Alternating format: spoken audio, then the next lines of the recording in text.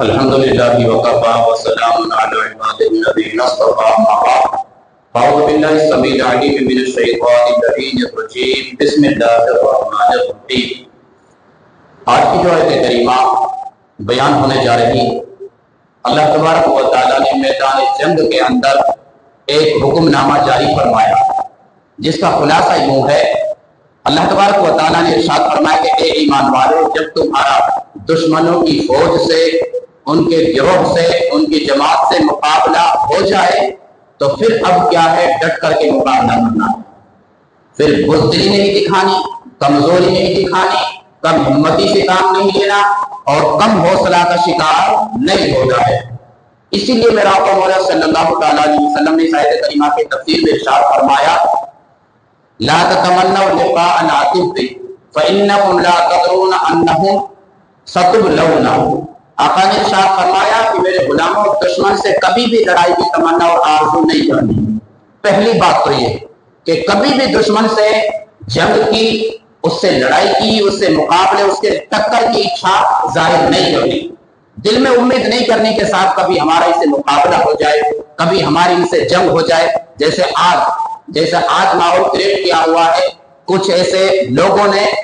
کہ جنہیں پتہ نہیں کہ لڑائی اور جنگ کے انجام کیا ہوتے ہیں، اس کے پریرام کیا ہوتے ہیں، ملک اور ملت کے لیے اس کے نقصان کتنے دیر پر ہوتے ہیں، تو ان کو بڑا شوق چڑھا ہوا ہوتا ہے صاحب کب جنگ ہو، کب لڑائی ہو، ہم یہ کر دیں گے، وہ کر دیں گے، ایسا کر دیں گے، ویسا کر دیں گے۔ حالانکہ اس کا مطلب یہ نہیں کہ کوئی ایک پاورفل ہے اور کوئی دوسرا کمزور ہے تو صرف پاورفل ہی ہمیشہ جیت میں رہتا ہے، نہیں، بلکہ زیادہ نہیں تو تھوڑا نقصان اسے بھگتنا پڑتا ہے، زیادہ نہیں تو کم سے کم نقصان بھگتنے پڑتے ہیں۔ اور سب سے بڑا نقصان بیچ میں عام عوام اور پبلک کا ہوتا ہے، بیچ میں عام عوام اور پبلک اور ایک معصوم شہری اور جو گاؤں اور جو پبلک ہوتی ہے، اس کا نقصان سب سے زیادہ اس جنگ کے اندر اور اس لڑائی کے اندر انہی کو بھگتنا ہوتا ہے۔ اس لیے آقا نے سبق دیتے ہوئے ارشاد فرمایا کہ کبھی بھی دشمن سے برابری کی ٹکر کا مقابلہ کرنا، اس سے جنگ کرنے کی اچھا اپنے دل میں نہیں کرنی۔ ہاں، لیکن آقا نے ارشاد فرمایا فَإِن لَقِيتُمُوهُمْ فَاصْبُرُوا، فرمایا اب اگر مان لو ان سے مقابلہ ہو ہی گیا، بات اس کے بغیر بنتی ہی نہیں، ان سے برابری کے جواب دینے کے بغیر بات بنتی ہی نہیں، وہ باز ہی نہیں آتے، تو اب آقا نے اگلا حکم نامہ جاری فرمایا، تو پھر فرمایا فَاصْبُرُوا، تو اب ڈٹ کر کے مقابلہ کرنا ہے،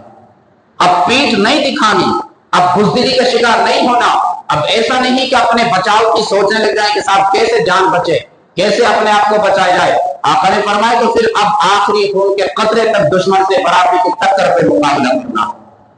آگے حضور نے ارشاد فرمایا وَاذْكُرُوا اللَّهَ كَثِيرًا لَعَلَّكُمْ تُفْلِحُونَ، اور پھر عین لڑائی کے وقت میں، عین میدان جنگ اور میدان جہاد اور میدان یدھ کے اندر آقا نے ارشاد فرمایا جتنا ہو سکے اللہ تبارک و تعالیٰ کا ذکر کرتے رہنا۔ ذکر اللہ سے تمہاری زبان اور تمہارا دل جو ہے تر ہونا چاہیے۔ اسی لیے امام اسماعیل حقی رحمۃ اللہ تعالیٰ نے اس کا ریزن بیان فرمایا، اس کا کارن بیان فرمایا کہ رب نے بھی بیان فرمایا کہ جب لڑائی ہو تو پھر اللہ کا ذکر بہت زیادہ کثرت سے کرنا ہے، کیونکہ کامیابی ملتی ہے، اسی سے فلاح اور اسی سے فوز کو حاصل کیا جاتا ہے۔ تو امام اسماعیل حقی رحمۃ اللہ تعالیٰ نے ارشاد فرماتے ہیں، اس لیے یہاں رب نے بھی ارشاد فرمایا، حضور نے بھی بیان فرمایا، کیونکہ حضور ارشاد فرما چکے ہیں کہ جب جس محفل کے اندر، جس جگہ کے اندر، دھرتی کے جس ٹکڑے پر اللہ اور اس کے رسول کا ذکر کیا جا رہا ہوتا ہے تو اللہ کی رحمت کے فرشتے اس محفل کو، اس جگہ کو رحمت کی چادر سے ڈھانپ لیتے ہیں۔ اللہ تبارک و تعالیٰ کی طرف سے فرشتے بھیجے جاتے ہیں جو خاص ایسی محفلوں کو تلاش کر رہے ہوتے ہیں جہاں ذکر اللہ اور اس کے رسول کا ذکر کیا جا رہا ہوتا ہے، تو وہ رحمت کی چادر لے کر کے ان کو پر تان دیتے ہیں۔ آگے آپ نے نتیجہ بیان فرمایا کہ جب عین میدان جنگ کے اندر، میدان یدھ کے اندر، میدان رن بھومی کے اندر جب یہ ذکر اللہ کیا جا رہا ہوگا تو رب کی طرف سے رحمت کے فرشتے آئیں گے، اور جب رحمت کے فرشتے آئیں گے تو رب کی مدد بھی ساتھ ساتھ آئے گی، رب کی مدد بھی ساتھ ساتھ آئے گی، اور پھر میدان جنگ کا جو ہے نقشہ ایک دم بدل کے رہ جائے گا۔ بھلے ہی تمہارے پاس تعداد کم ہوگی، تمہارے پاس قوت اور طاقت کم ہوگی، تمہارے پاس جو ہے ویپنز وہ کم ہوں گے، تمہارے پاس اپنے ڈیفنس کے سودے سامان بہت کم ہوں گے، لیکن آپ ارشاد فرماتے کہ تو پھر اللہ تبارک و تعالیٰ کی رحمت کے فرشتے جب آ جائیں گے तो सारा सौदा सारा सामान उन्हीं के साथ अल्लाह ताला मुझे भिजवा देगा। तो रब तबारक व तआला गैब से तुम्हारी इमदाद फरमा देगा। इसलिए रब ने बयान फरमाया तो फिर जब अगर मुकाबला हो जाए तो जम करके रहो, पांव डट करके उनका मुकाबला करो और जिक्रुल्लाह करो। आगे नबी इरशाद फरमाया, दूसरा हुक्मनामा जारी फरमाया। ये तो मैदान लड़ाई का पहला हुक्मनामा कि वहां डट करके मुकाबला करना है और जिक्रुल्लाह करना है। दूसरा हुक्मनामा फरमाया और अल्लाह और उसके रसूल के हुक्म की फरमा बरदारी, खास तौर से इसका ख्याल रखना है। बिल्कुल भी नाफरमानी एक लम्हा के लिए भी नहीं होनी पाए। रब ने इरशाद फरमाया अगर अल्लाह उसके रसूल की नाफरमानी तुम करोगे, मैदान जंग के अंदर करो या और किसी मामला के अंदर करो, तो रब ने बयान फरमाया तुम्हारे कदम भी डगमगा जाएंगे। और दूसरी बात यह होगी कि तुम्हारी जो रौब, तुम्हारी धाक, तुम्हारा दबदबा दुश्मन के दिल में जो है बैठा हुआ है वो भी खत्म हो जाएगा।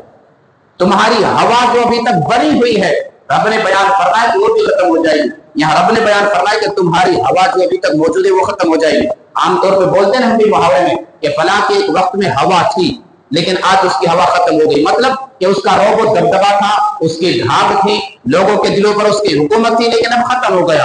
अब कुछ नहीं रहा। तो रब ने बयान फरमाया अब अगर तुम अल्लाह उसके रसूल की नाफरमानी करोगे तो मैदान लड़ाई में पहला नुकसान ही होगा, तुम्हारे कदम डगमगा जाएंगे, बुज़दिली का शिकार हो जाओगे, दुश्मन का तुम्हारे दिलों के अंदर उसका रौब और उसका दबदबा, उसकी धाक छा जाएगी। और दूसरा ये कि फिर रब ने बयान फरमाया तुम्हारा उनके दिलों के अंदर पावर वो भी खत्म हो जाएगा। आगे नबी ने इरशाद फरमाया इन्नल्लाह मअस-साबिरीन, और अल्लाह तबारक व तआला सब्र वालों के साथ है। मैदान लड़ाई में डट करके मुकाबला करना ये सब्र वालों ही का काम है। हर किसी के तो बस ये बात नहीं, हर किसी के अंदर ये जिगरा, ये गुर्दा, ये दिलता है नहीं कि डट करके मुकाबला करे। इसलिए आका ने इरशाद फरमाया कि मैदान जिहाद के अंदर मुजाहिद जब पहला कदम रखता है तो अल्लाह तबारक व तआला 8 दिन तक उसके सारे गुनाह माफ करवा देगा। पहले ही कदम की वजह से अल्लाह ताला 8 दिन तक उसकी तमाम जितनी भी खताएं, जितनी भी गलतियां, जितने भी गुनाह उसने किए हैं अल्लाह ताला माफ फरमा देता है। और जैसे दूसरा कदम जब उठता है और इसके बाद में जितने भी कदम उसके उस धरती पर मैदान जिहाद के वास्ते उठते हैं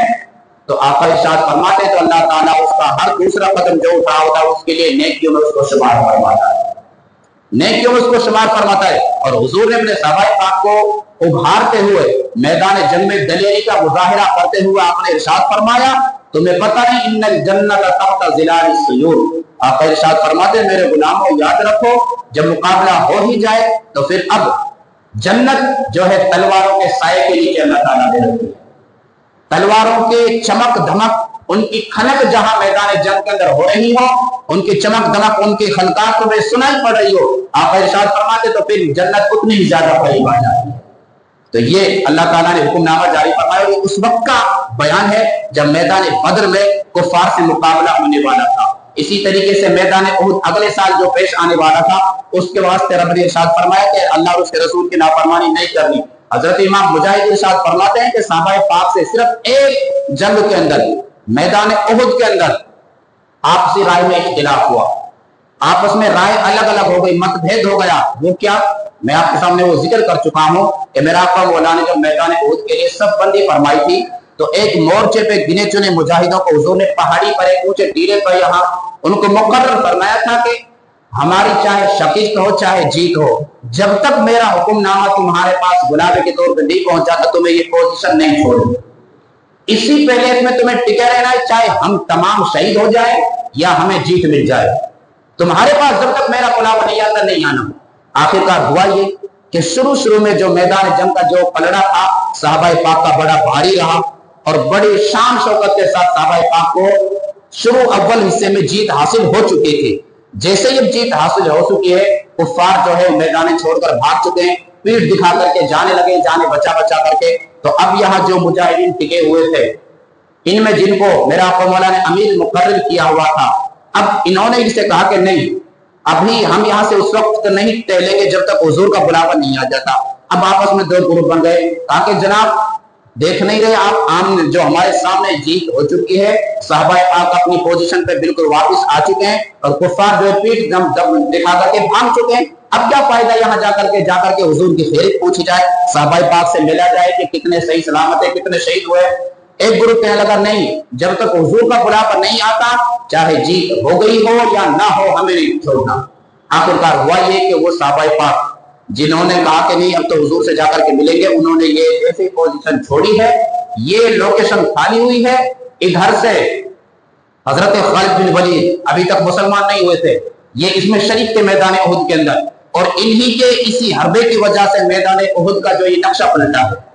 انہی کی اس چال کی وجہ سے میدان احد جو جیت ہو چکی تھی اب تک، اسی کی وجہ سے صحابہ پاک کو بعد میں بڑا نقصان اٹھانا پڑا ہے۔ حضرت خالد بن ولید نے دیکھا ہے کہ یہ پہاڑی کا جو راستہ ہے یہ خالی ہو چکا ہے، اور اچھا موقع ہے کہ یہاں سے ایک دم سے حملہ کیا جائے، صحابہ پاک کو سنبھلنے کا موقع نہیں ملے گا۔ چنانچہ آپ نے پورا لشکر اپنا جمع کر کے جو ہاتھ کھا چکا تھا اس کو گھما کر کے آپ نے واپس لا کر کے ایک دم سے ان صحابہ پاک پر اٹیک کیا فرسٹ میں، جو یہاں گنے چنے موجود تھے وہ شہید ہو گئے، آخری قطرے تک وہ لڑے۔ اس کے بعد میں تمام صحابہ پاک جہاں جمع تھے ان کے اوپر اٹیک ہوا ہے، پھر بے شمار صحابہ پاک اس کے اندر تقریباً 70 کے آس پاس صحابہ پاک اس کے اندر شہید ہوئے، اور ان میں سب سے بڑے سید الشہداء جن کو لقب دیا جاتا ہے میرا مولا صلی اللہ تعالیٰ علیہ وسلم کے چاچے ہی تھے، لاڈلے چچا حضرت سیدنا امیر حمزہ بھی شہید ہوئے۔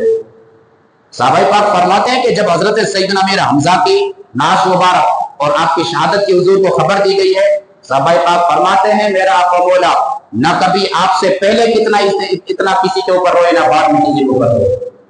اتنا میرا آقا مولا کو دلی صدمہ ہوا ہے کہ آپ کی مبارک آنکھوں سے اتنے آنسو گئے کہ صحابہ پاک فرماتے ہیں نہ کبھی ہم نے پہلے دیکھے نہ پھر ہماری زندگی میں کبھی حضور کو بعد میں اتنا روتے ہوئے دیکھا۔ تو یہ رب نے فرمایا کہ نافرمانی نہیں کرنی، حالانکہ نافرمانی کیا وہ ایک خطائے اجتہادی اس کو کہا جاتا ہے، شریعت کی بولی میں علماء اور محدثین اور فقہا کی اصطلاح میں اس کو خطائے اجتہادی کہا جاتا ہے، جو گناہ نہیں، رب کی جس کے اوپر پکڑ نہیں۔ تو اسی لیے رب نے بیان فرمایا تمہارے قدم بھی اکھڑ جائیں گے، ڈگمگا جائیں گے، اور دشمن کے دلوں میں جو دھاک بیٹھی ہوئی ہے ہار کی وہ بھی ختم ہو جائے گی، اور ہوا ہے رب نے یہ نقصان بیان فرمایا۔ سنیے، یا ایھا الذین آمنوا اذا لقیتم فئۃ فاثبتوا واذکروا اللہ کثیرا لعلکم تفلحون، اے ایمان والو جب کسی فوج سے تمہارا مقابلہ ہو تو ثابت قدم رہو اور اللہ کی یاد بہت کرو، لعلکم تفلحون کہ تم مراد کو پہنچو، یعنی کہ تمہیں اللہ تعالیٰ کامیابی سے نوازے گا، یہ مراد تمہاری۔ وَأَطِيعُوا اللَّهَ وَرَسُولَهُ وَلَا تَنَازَعُوا فَتَفْشَلُوا وَتَذْهَبَ رِيحُكُمْ وَاصْبِرُوا، دوسرا حکم نامہ، اور اللہ اس کے رسول کا حکم مانو اور آپس میں جھگڑو نہیں، اختلاف مت کرو کہ یہ کرو، کچھ کہیں کہ نہیں یہ نہیں کرنا، جیسے میدان احد میں تم نے کیا، تو آپس میں جھگڑا مت کرو کہ پھر بزدلی کرو گے اور تمہاری بندی ہوئی ہوا جاتی رہے گی، دشمن کو پتہ چل جائے گا کہ ان کے اندر دو پھاڑ ہو گئے، دو گروپ بن گئے، لہذا موقع ہے، آج تو ہماری بہت زیادہ تعداد ہے، آج تو سب کچھ ہمارے پاس ہے، ایک وقت وہ تھا کہ جب کچھ نہیں تھا تو تب بھی ہم نے جب ان کو ہرا دیا ہے تو آج یہ ہمارے سامنے کیا ہے۔ رب نے بیان فرمایا یہ خیال، یہ گمان، یہ وچار دل میں نہیں جانا، رب کی مدد اس وقت بھی تم اس کے محتاج تھے، آج بھی محتاج ہو، اور قیامت تک چاہے سب کچھ تمہارے پاس آ جائے تب بھی رب کی مدد کے محتاج ہی رہو گے۔ رب نے بیان فرمایا ان کی طرح تمہیں گھمنڈ نہیں کرنا کہ جو مکہ سے نکلے تھے، یہاں ابو جہل کا بیان فرمایا رب نے کہ ابو جہل اور اس کا تمام جو شیطانی لشکر یہ جب آ رہا تھا تو میرا آقا مولا نے اس وقت ان کے آنے سے پہلے دعا فرمائی تھی، آقا نے ارشاد فرمایا اے اللہ تو دیکھ رہا ہے کہ ابو جہل اپنے بڑے گھمنڈ، اپنے بڑے روب و دبدبا کے ساتھ بڑے تکبرانہ انداز میں یہاں آ رہا ہے، مالک و مولا اور اس کا آنے کا مقصد تیرے حبیب سے جنگ کرنا ہے، الہی تو جیت اور فتح عطا فرما۔ آقا نے یہ دعا بیان فرمائی تو رب نے بیان فرمایا ان کی طرح گھمنڈ میں تکبر میں نہیں آنا ہے کہ آج تو ہم یہ کر دیں گے وہ کر دیں گے، ہمیشہ رب پر بھروسہ رکھنا ہے، ہر وقت رب کی مدد کا محتاج ہی اپنے آپ کو سمجھنا ہے کہ اس وقت بھی محتاج، آج بھی۔ وَلَا تَكُونُوا كَالَّذِينَ خَرَجُوا مِنْ دِيَارِهِمْ بَطَرًا وَرِئَاءَ النَّاسِ وَيَصُدُّونَ عَنْ سَبِيلِ اللَّهِ، اور ان جیسا نہیں ہونا جو اپنے گھر سے نکلے اتراتے ہوئے اور لوگوں کے دکھانے کو اور اللہ کی راہ سے روکتے ہوئے، وَاللَّهُ بِمَا تَعْمَلُونَ مُحِيطٌ، اور اللہ تعالیٰ کو ان سب کے کام اور اللہ تعالیٰ کو ان کے سب کے کام کا قابو ہے۔ رب نے بیان فرمایا ہمارے قابو میں ہے، کوئی بھی ان کا کام ہمارے قابو سے باہر نہیں۔